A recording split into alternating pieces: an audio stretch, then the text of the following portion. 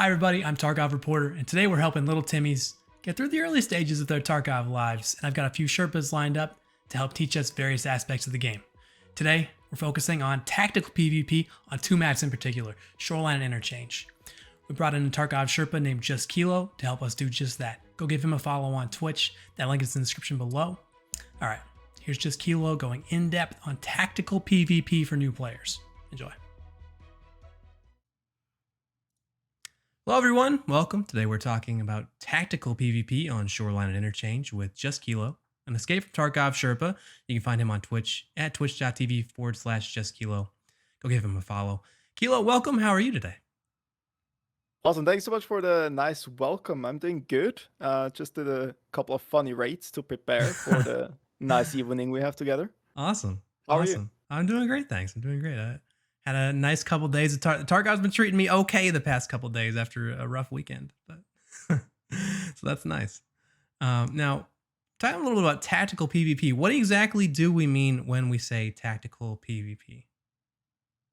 So overall, there's the big mentality of you have to play fast or you have to play very slow. Mhm. And there's also the two categories, also sometimes used negatively. For example, chat and the rat. What we mean, or what I mean with the tactical PvP, is like the implementation of both playstyles. Because in some scenarios, let's say an open field, it's good to be very fast because you're an easy target with no cover. But on the other hand, in like a closed environment, let's say for example in the resort with like a lot of loud steps on the wood or on glass, sometimes it's very good to use your slow movement so the other guy doesn't know you're here. For sure. All right. Now, when you're loading into a raid, let's say you're sort of new to the game. I know you're not, but let's say you're trying to teach someone who is.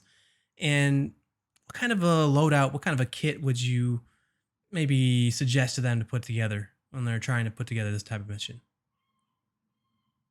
Good question. So I would always prepare for, let's say, the mission I have. Hmm. So if we start with on our two maps we want to discuss, first on Shoreline, for example, I know there's like a large map with a lot of woods area. Hmm. And especially for level 1 or 2, I would try to grab an SKS, either from Pepper or from Mr. Jaeger. The cool thing about Jaeger's one has a ducktail on the side, the OP SKS, so you can also get level 1 scope from Mr. Pepper. So you have a DMR actually for quite cheap. This is a very good starter weapon for like long range engagements because you should not or cannot invest in good armor. So your first goal is to not be seen and hit. And you can use then the scope and the range as an advantage against the other guys that maybe run around with AKs. Yeah, for sure. And 7.62 PS ammo from Prapper level 1, easy to get and very cheap, also very effective. So that's a nice ammo type for you. And you say don't invest in armor this early. What type of armor, if any, would you suggest that they run? Honestly, the most common one would of course be the pack armor. It will give you at least some cover against scavs with shotguns and very bad ammo. Um, Other than that, it's like a huge investment if you think about the other parts of your kit. So for example, you can get sometimes a cheap armor from Fence, so always keep an eye out there. That's level 3 or 4. My suggestion is use your scav first. Try to find an armor, or try to find some gear you can then transfer to your PMC and keep the cost as low as possible. Because the chance or like the difference that, let's say, a broken level 4 armor will save your life is quite low when somebody is shooting full auto on you with an AK early wipe. So therefore, I would not recommend to invest too much into armor. Better invest, for example, in the $69 from Peacekeeper that will give you like the extended mag for an SKS. Oh, So true. you get like twice the Yeah, amount of bullets, and you don't need to like reload every now and then. that's a good point. All right. Okay, so we've gone through our kit a little bit there. But lastly, do you use helmets early wipe? Um do you even bother with a helmet? I wanted to ask that. It's a very big discussion, Yeah. honestly, also like in the Sherpa team. Um, the current point is like the cheapest helmet still is like almost 30K, Yeah. and you can basically buy 2 headsets for it. So honestly, even like late into the wipe, I don't run helmets, so I don't buy helmets. They can be huge though, don't get me wrong. So for Hmm. example, if you have day 1 or day 2 a Kiver with a face shield, it will save you a lot of times against all the pistolings in the first couple of days. But other than that, I think the advantage of hearing better is much more important than the ricochet chance of a helmet. So True. I would not recommend invest money, but if you find a helmet, take it. Definitely. All right.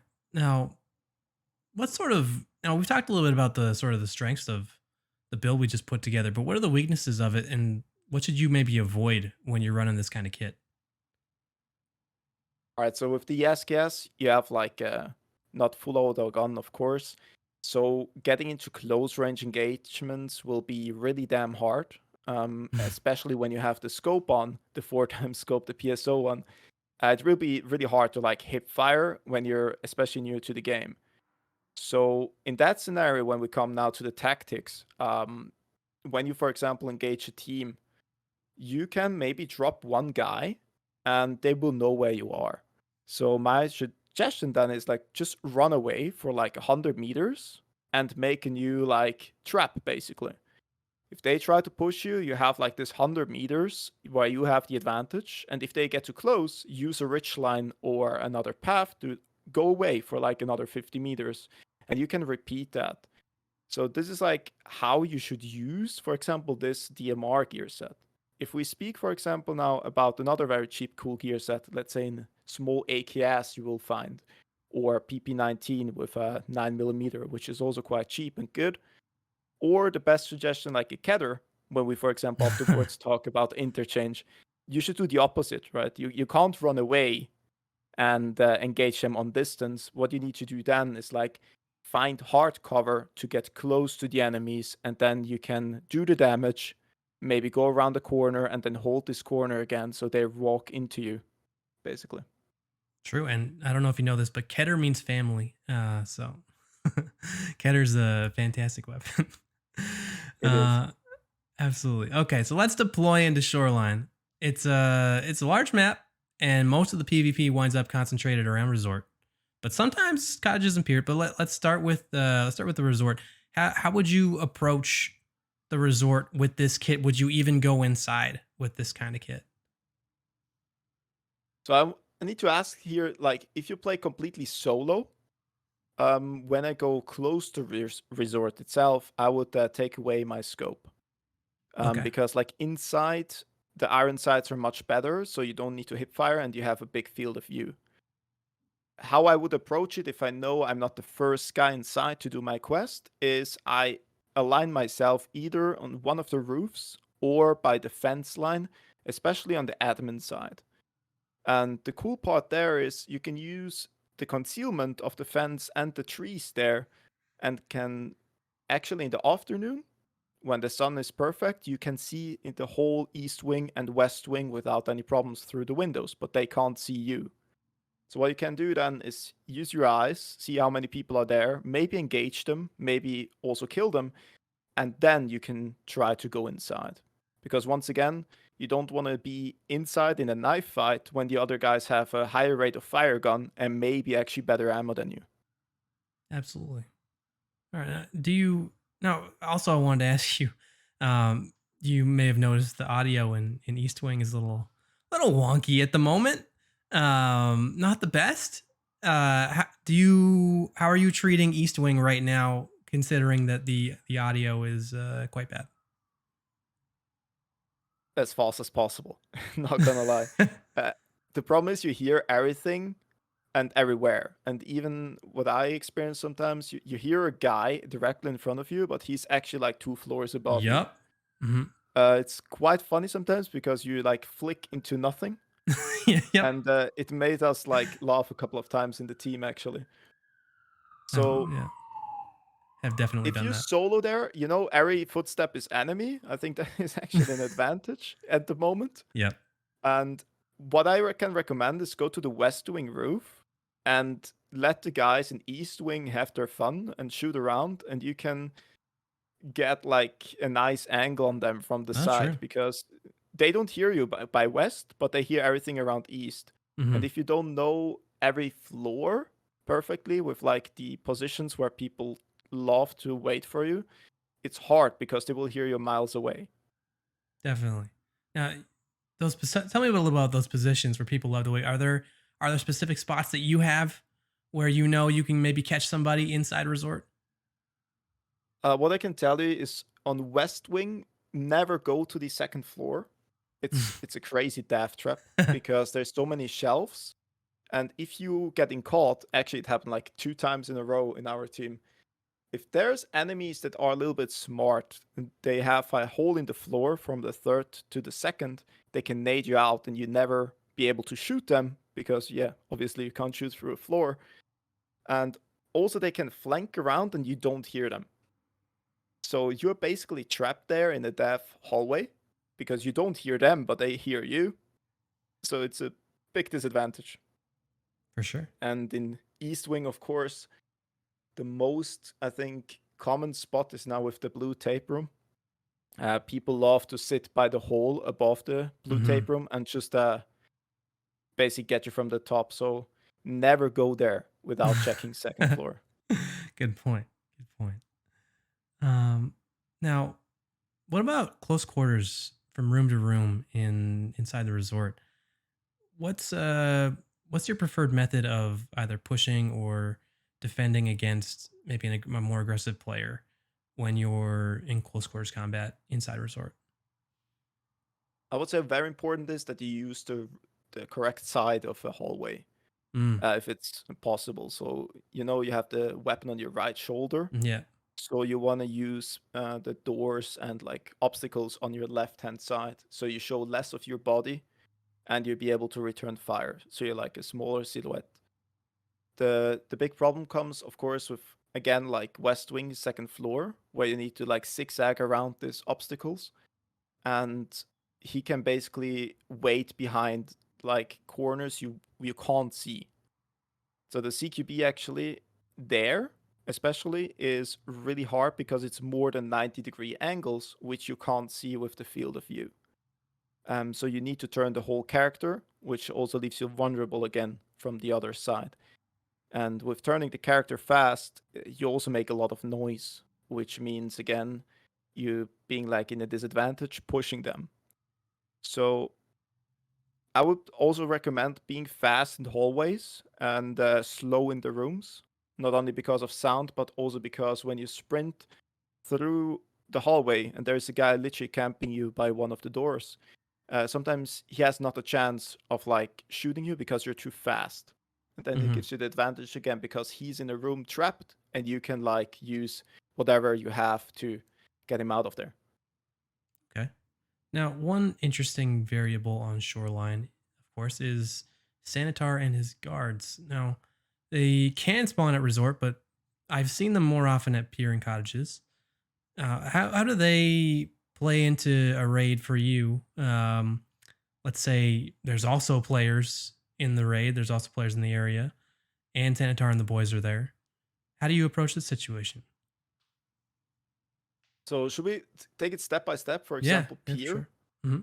So the pier, in my opinion, needs a second exit currently Mm, because you only have the bridge, and it happened numerous times on like both sides. Enemies were in pier and I was outside, or other way around. That you are literally trapped in the yep. pier if the Hmm. extract is not there. It's something that's really risky and hard because Sanitar and his boys are, for me, like kind of laser boys. Yeah. I don't know, they hit everything. They do. And it can actually happen that you're across the street, like on top of one of the hills, and then you just hear a suka and some traces flying next to your head. Yep. And I've been then there. okay, Sanitar is there. Now comes the big problem. Do you want to push down there and kill them, which is then not an issue, but the issue is how to get out of the pier. Yeah. Um, Especially when so all the to sum other up, players on the map just heard all that noise there. exactly. And the problem with pier is like across the gas station, one of the most camped hills there, the rocks. Right. And if there is an enemy, you have no chance of leaving a pier. And I mean, there's one way you can do it. There's one car on the main bridge, and then you can jump over the railings to the right. But it's like a lottery game if it hits you or not. So I would honestly recommend there, try to kill Sanitar from the, not inside the pier, but try to snipe him and then let people go down there. Because Yeah, there's no rush or like nothing needed. absolutely. And I think the same goes to like the cottages itself. He's not hard to kill there if you are from the resort side and you can snipe him from the street. But the other players will 100% come to you. And if you then are like in one of the cottages in the airs, the same thing will happen to you. You will not see them, but they will snipe you because you're in like the low ground. For sure. Yeah, that makes it really difficult. Absolutely. And I the other day I had a scenario on pier where I was trying to get out at the extract pier, and as soon as I realized that it was not available to me and started running back, I got sniped from the gas station hill. Thankfully, my body fell into the water, but that was the end of my raid. The quest items in my backpack did not come out with me. No. No. Very sad. But yeah, that's a difficult push, and those boys are aimbots, so they will mess you up. Now, all right, you've let's say you've killed Sanitar, killed the boys. Maybe you killed some players too. What are you telling new players to do when they are looting their kills? How what should they prioritize in terms of the loot that they bring out of the raid? So let's say we're like really early into the wipe. Let's level 1 to 10. I would always try to min-max my losses because I'm not out of the raid. So first of all, if I see a kind of decent gun, especially from Sanitar or another player, as fast as possible, insurance fraud your gun and armor. Because you will get that back if you do it right with the water and everything. For Which sure. means your only expense is the ammo. And if we're speaking now about an SKS, it's like below 5k. Yeah. But you get literally like a whole kit back. And even if you have, for example, the enemy's armor is not as perfect, I would still swap it so I have like 2 armors after the raid if I survive it. And I think this is the most important thing. So first of all, check the weapon he has. If he has enough ammunition to get you through something, check his armor. And then also you can go for like, if you insurance routed your stuff, you can come back and then check if he has quest items, meds, and every kind of jazz. But survival and not losing stuff, I think, is prioritized. Okay, for sure. And extracting on this map is there are actually quite a few different extracts. You've got a couple of static ones, and then pier, as we mentioned, can be up. Although I would love for them to make some sort of a signal that there apparently there used to be a way that you could see that pier was up in the past, where there was a light or something, but now it's not. It's not there. I'm not sure. It's not working anymore. You also have what CCP temp. You've got rock passage, which is almost always up, it seems, but not all the time. What are your favorite extracts on this map, and where do you find yourself going more often than not to get out? I'm a big fan of like good time usage. So for me, it's a little bit sometimes sad when I loot a resort, for example, had some good stuff, maybe a little bit overweight, and I need to run all the way to tunnel because like high risk, long time, and no Yeah. reward. Yeah. So this is what I try to not have. The other thing is though, sadly, Rock Passage is really heavy camped.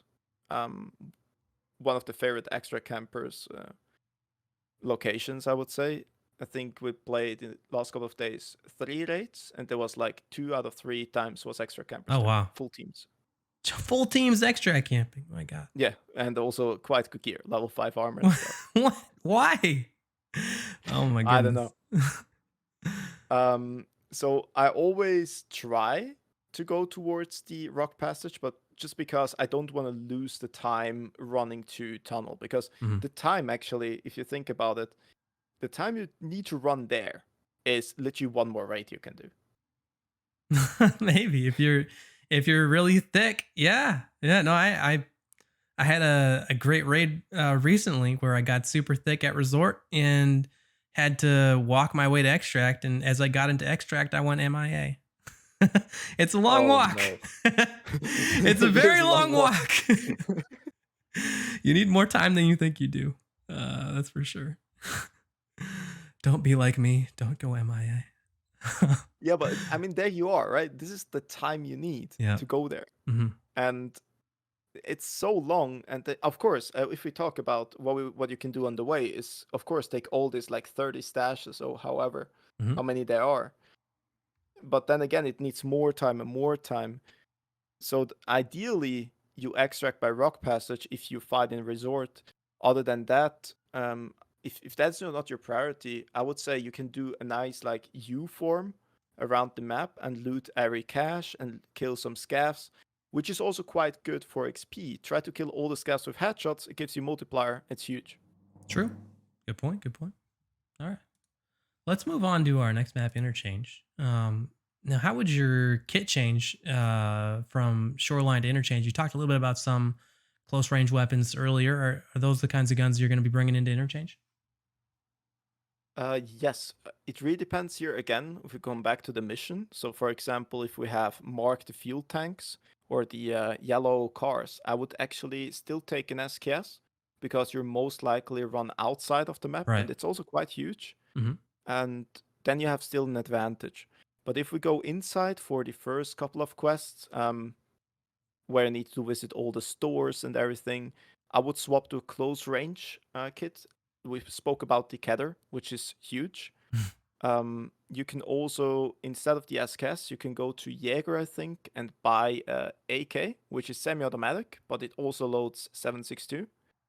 The advantage here is recoil and also mag size. You have a third round max, which you can very fast top fire, reload, and keep going. So I think this is a really good gun in the beginning.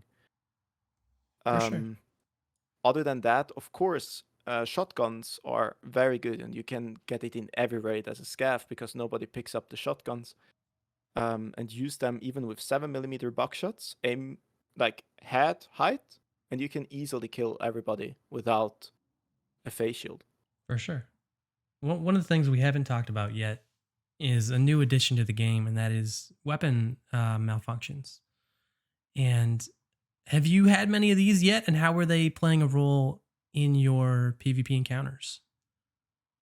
I think one of the funniest malfunctions I literally had it like yesterday with oh, what is the gun called? It's the ugly 308 gun, the semi-automatic. Oh, What is the name? the Vapor? No, it's with a 20 rounder. Oh, okay, yeah. But yeah, this ugly 308 semi-automatic small thing. And there was a scav player coming towards me. I aimed for him. Like very nice center mass, and the gun clicked. Like almost brand new gun. And the funny story about it is we extracted afterwards together. Oh, no Nice way. turn of events. Well, that But turned out well. yeah, it was like quite lucky. But I have to say that the malfunction, I think, are very good. And I know it's like the base at the moment from the game. It takes away the full auto meta a little bit.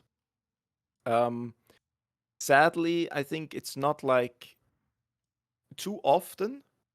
And now everybody will like hate me for that. But like I shoot a lot in real life. I teach actually firearms in real life. Okay. And even in the last training on Sunday, after 2 hours of very good training, one of my basically almost new M4s had a double feed malfunction. So it happens. Hmm.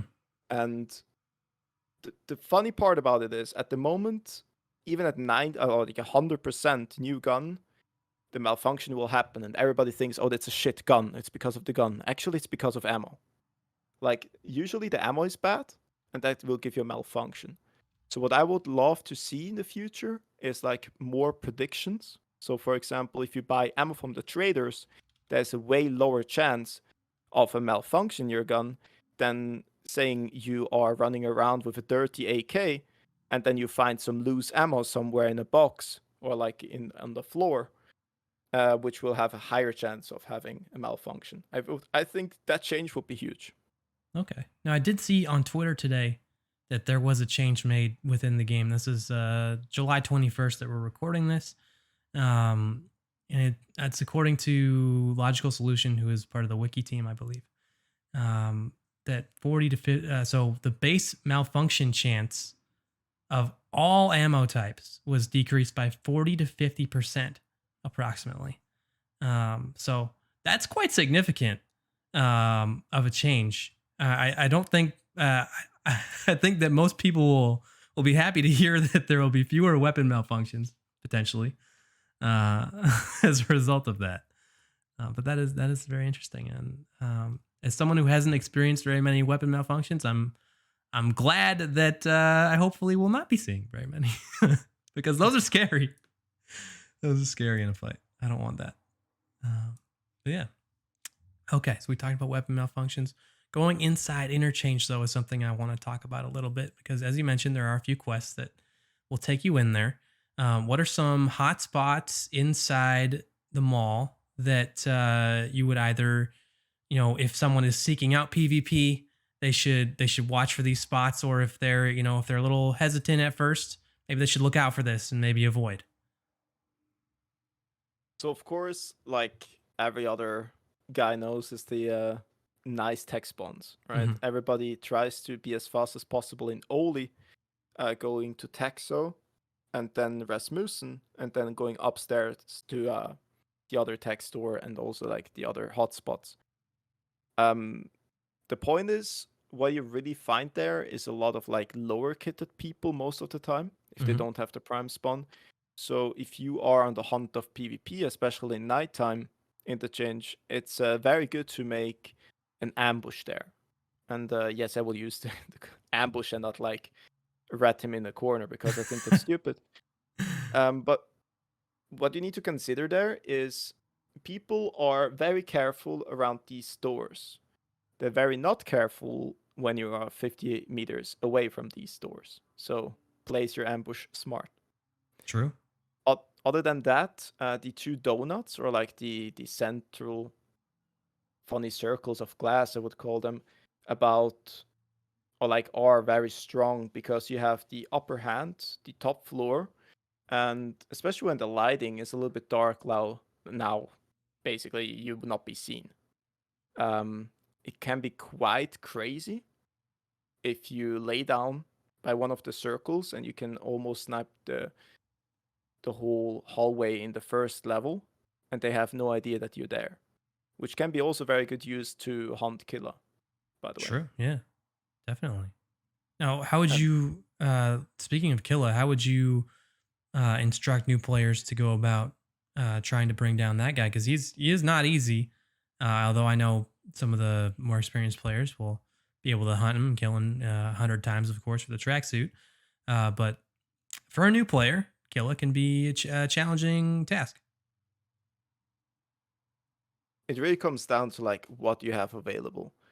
If you have not good ammo, I would honestly not try to kill him. And now comes the question: what is good ammo? What is bad ammo? Right? So you Mhm. can technically kill Killa with a Kedr and flash damage round when you just shoot him in the legs and not in the armor.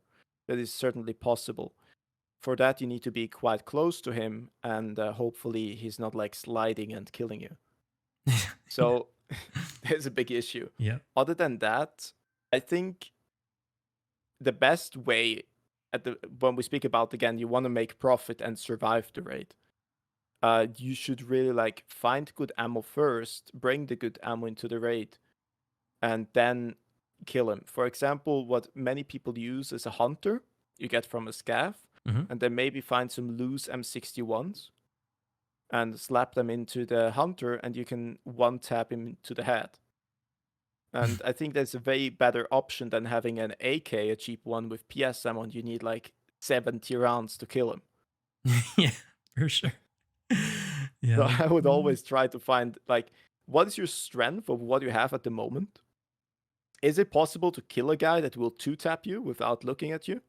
If yes, try it. If no, leave him.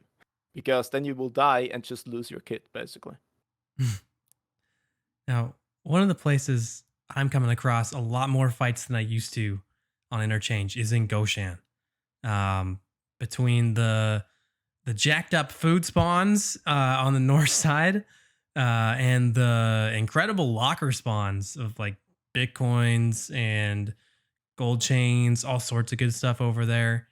Um, how are you approaching a fight? How are you approaching a fight in Goshan? It's kind of a tricky place to fight with all of the different aisles and like the little it's just there's a lot in the way and there's a lot of tricky spots to sort of maneuver between. How would you approach a fight there?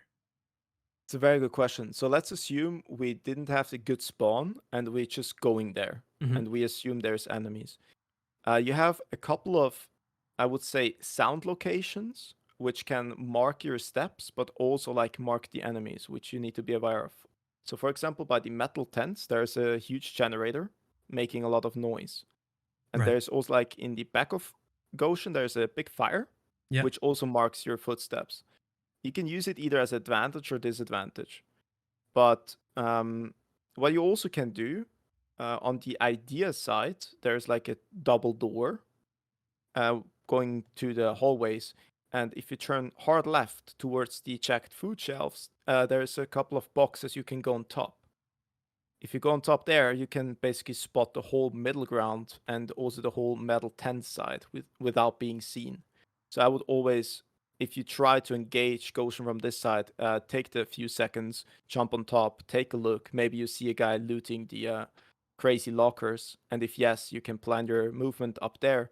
If not, you maybe can loot the food shelves, hugging the left hand side where you have like more cover and less hidey spots, and then approach it from the other side, from the oldie side, around fire, Hmm. towards locker.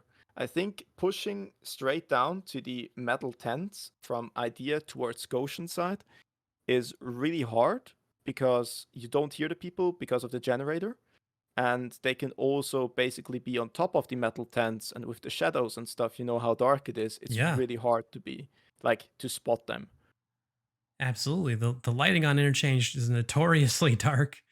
Um, and let's get into that a little bit. How do you how does that change your raids? Do you always bring a flashlight into Interchange, and how do you use the flashlight if you do? I try to when I go to interchange, Hmm. especially because my teammates like to play in nighttime, Okay. and we usually play without night visions, so Hmm. we can use flashlights. It gives you a good advantage, but it also gives your position away. Maybe you've seen that, but flashlights actually go sometimes through the floor. Yep, for So even sure. if you're searching something in the top floor, people below you know that you're there. So Yep. you need to be aware of that. But it can also used as a, let's say, a funny trap. We had a scenario in the Goshen hallways where you need to go the manifest, Mhm. and we used lasers and lights on the gun. And if you have a laser there and you see the enemies approaching, they usually stop, and because they see the laser. If you're far enough away and turn off the laser, and for example your friend is running away, so they think, oh, the other guy's running, they run into you, and you can shoot them. Definitely. And now you see, I like more a little bit of team play because it gives you a lot more advantages and more eyes. Oh, same for sure. Team play is one of my favorite aspects of Tarkov. I love it. And flashlights are blinding. There's some flashlights in this game that you literally won't be like staring into the sun. It feels like. Are there particular flashlights that you enjoy using over others? Honestly, here it is like whatever you have in the beginning, but Hmm. afterwards I also swap to, for example, the X400 and the 2U, the very strong one. Yeah. If I want to buy something because they're huge and they're like Yeah. really strong. Massive. One thing is though, I maybe want to mention here is about the post effects. Many people crank up the brightness there. Uh, it will lead to a problem because every flashlight and stuff is also brighter. Yep.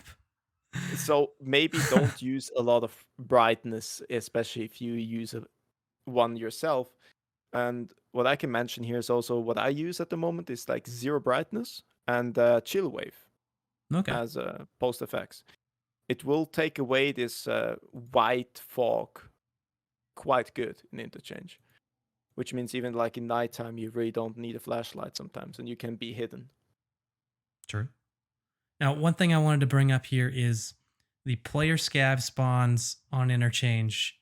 The player scavs seem to be getting in a lot earlier than they used to this wipe. I'm hearing player scavs getting in at 40 minutes to go in the raid next to high tier loot spawns. How are player scavs affecting your raids, if at all, on Interchange? Because sometimes they group up into massive scav armies and they can be tough to fight. It's really hard because, Yeah. especially in the beginning of the wipe, I also had sometimes like a raid time of 43 minutes and was like, what? Why? But, and the point is, as a scav, even if you have, I don't know, like a shit shotgun with a couple of 7mm, you can kill a lot of people because they don't have the armor yet. Mhm. So it wasn't like actually just increasing the players on the map. It felt like there's just like double the amount of players on the map currently. And I think you can do nothing when they spawn by, let's say, tech light and loot it first. You can literally physical do nothing.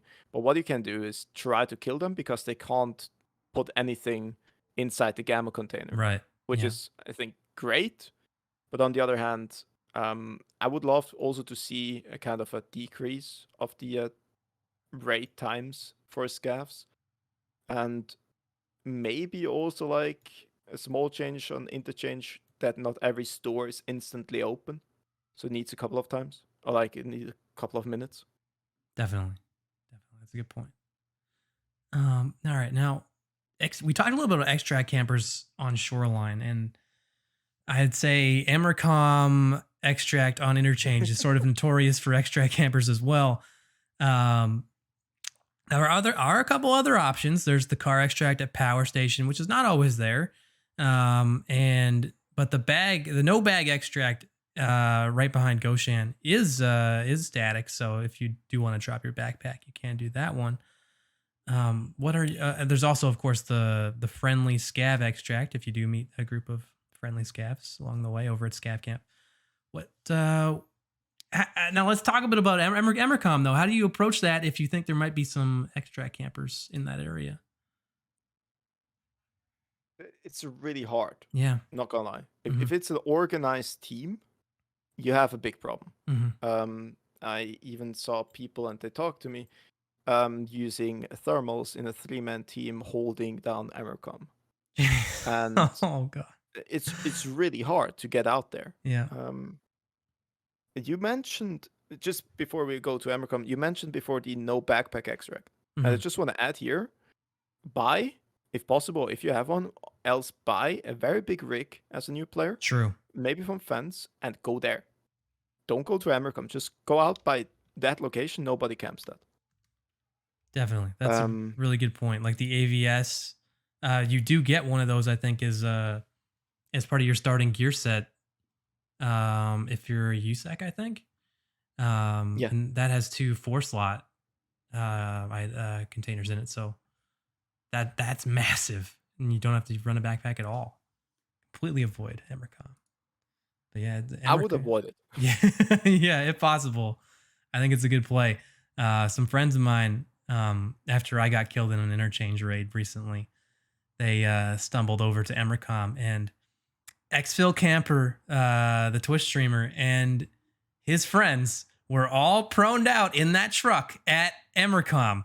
And as soon as they heard my friends approaching, they got out of the truck and mowed them down.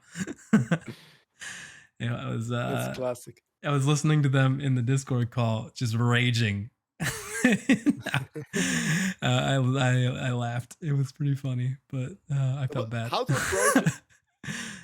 I don't know how to approach that. I think you have to grenade the truck. You have to grenade the tents. You have to pretty much grenade every piece of real estate back there. True. Yeah. But there's something really cool you can do, and nobody expects. Okay. And this is using the roundabout. Mm-hmm. Coming like not from the top ramp, because everybody's looking at the top ramp, coming Right. from the underground, True. running to the white bus, they don't see you. From the white bus, you need to take the chance and go to the roundabout in one of the bushes. And then you can actually scope out if somebody's by the trees. Okay. And then you are quite close to the extract. So now you need to make the decision, do you go to the obvious blue wall or do you like push left? That's a 50-50. If there's somebody in the truck, the only way actually of knowing it is naded. If you don't, I would take the chance then. But the roundabout is really strong and nobody's using it because everybody is looking left and right and top of the ramp. But nobody's looking at the center when you approach it sneaky. And we actually did the test because we had nothing to do as scavs and the raid was over. One friend went to extra camp me and I pushed him from the center and he also said he never saw me. He had no idea. Okay. That's great. All right. Good point. We will keep that in mind for sure. All right. Well, Kilo, that's all the questions I have for you. Is there anything else that you wanted to add on Interchange at all before we close out today? For Interchange, I would say use dark spots as your advantage. Be fast in the hallways and slow in the stores. And also, high ground is your friend. Great point. Great point. All right. Well, Kilo, thanks so much for your time today. I appreciate it. And we'll see you next time. I really appreciate the invitation. Thank you so much. Thanks to JustKilo for being our Sherpa today. Go give him a follow. His links are in the description below. And if you're looking for a Tarkov Sherpa, you can find all the details on how to do just that below as well. Make sure you join the Sherpa Hub Discord. Now, we're going to make this a series of podcasts with a number of different Sherpas. So if there's a specific topic that you want to see covered for new players with a Sherpa, let me know. And thanks to all of you for hanging out today. If you're watching on YouTube, let me know in the comments what elements of PvP you're struggling with. What are you finding success with? And if you're listening on Spotify, let me know on Twitter at Tarkov Reporter. Of course, you can find me on Twitter, Twitch, TikTok, pretty much wherever you can find Tarkov content. We'd love to see you join our Discord as well. All those links are below. And we have a brand new website, tarkovnews.com. Thanks to my man Louis for hooking that up. Go bookmark that. We post all the breaking news in Tarkov every single day on that website. So go check it out. But that's going to do it for this edition of Live from Tarkov. Go divide them cheeks. We'll see y'all next time.